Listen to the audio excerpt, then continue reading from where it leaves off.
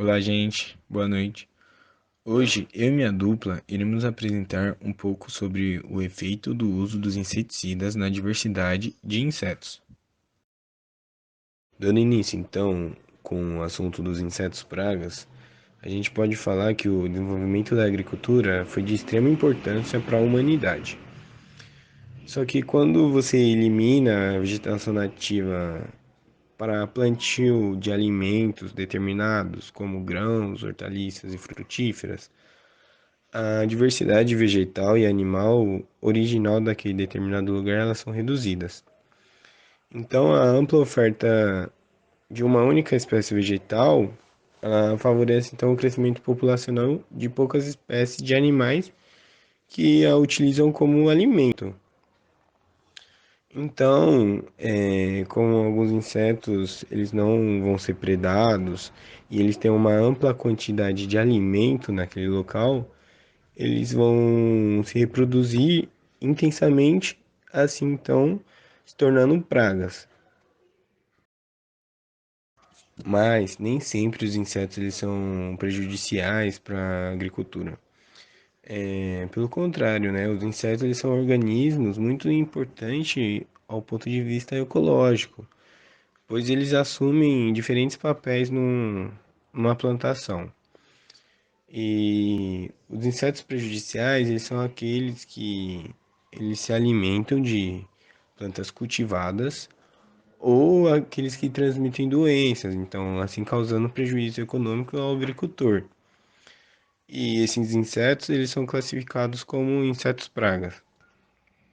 Aqui eu coloquei três exemplos de insetos pragas.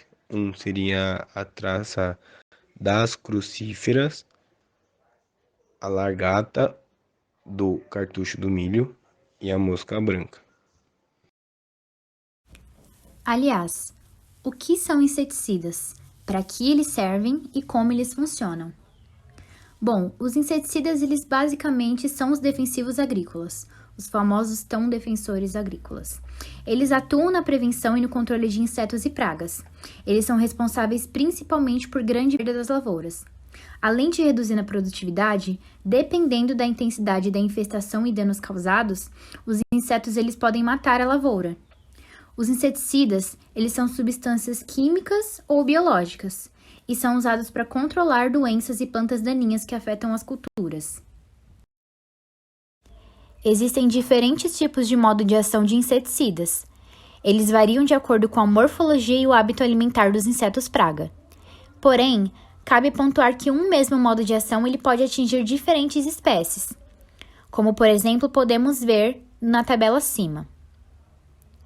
Também devemos levar em conta que os diferentes modos de transferências do inseticida para o inseto podem ter sua eficiência de controle prejudicada quando eles não forem escolhidos de maneira correta. Um produto de contato direto em spray, por exemplo, ele pode ter uma menor eficácia quando comparado a um inseticida de ingestão ou contato residual.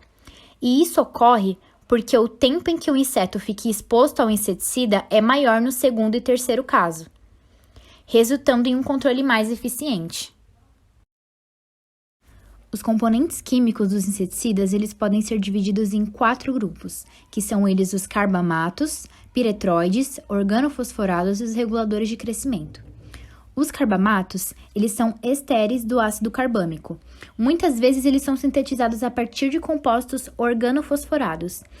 Eles apresentam uma toxicidade aguda média, baixo acúmulo no meio ambiente e eles são solúveis em água.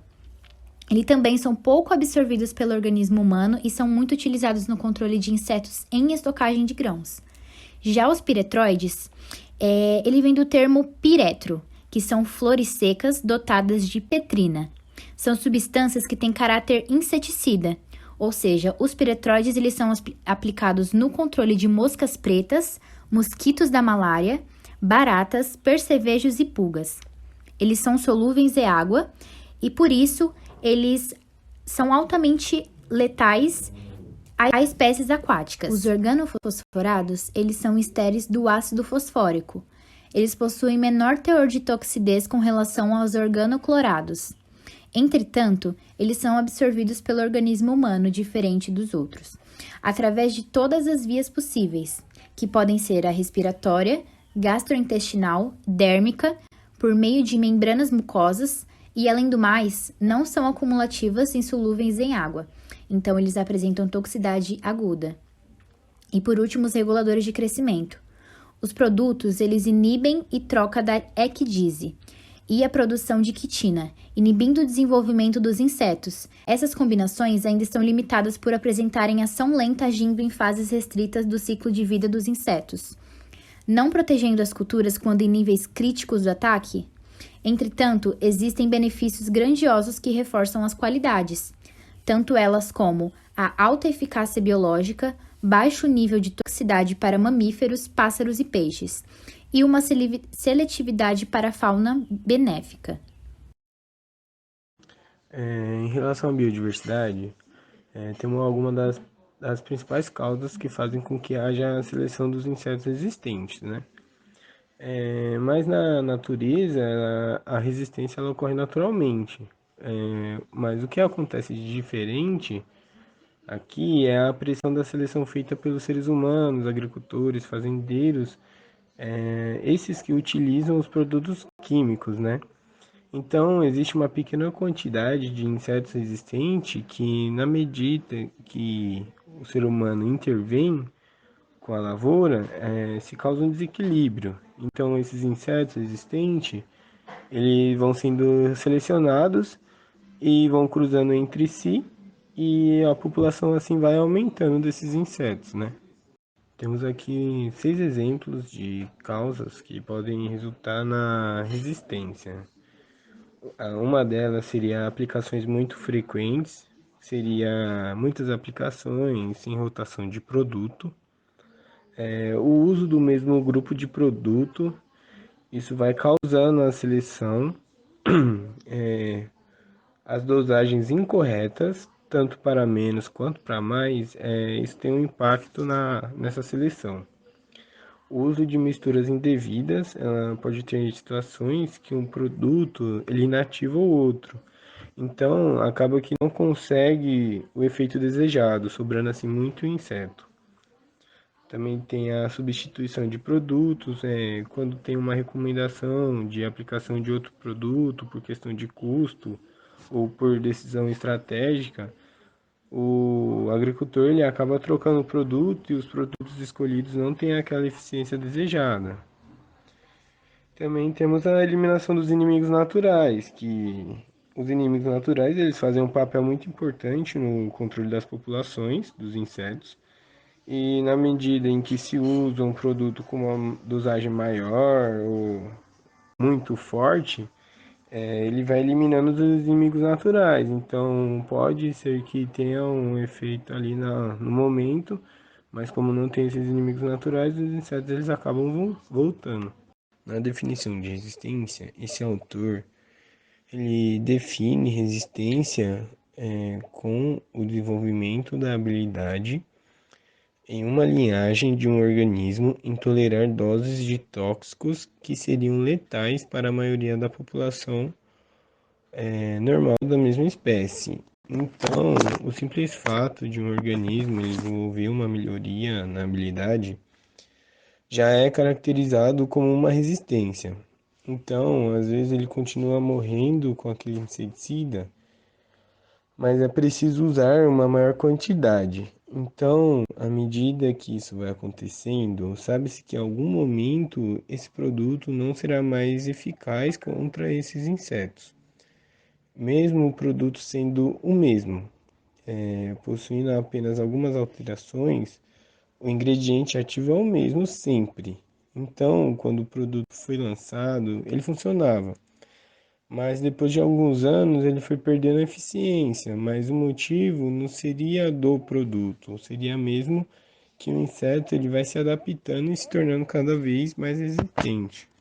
Então, essa adaptação é uma coisa da natureza mesmo, que é a evolução darwiniana, ou seja, vai se passando de geração para geração e com isso ele vai tendo a habilidade de se adaptar ao meio.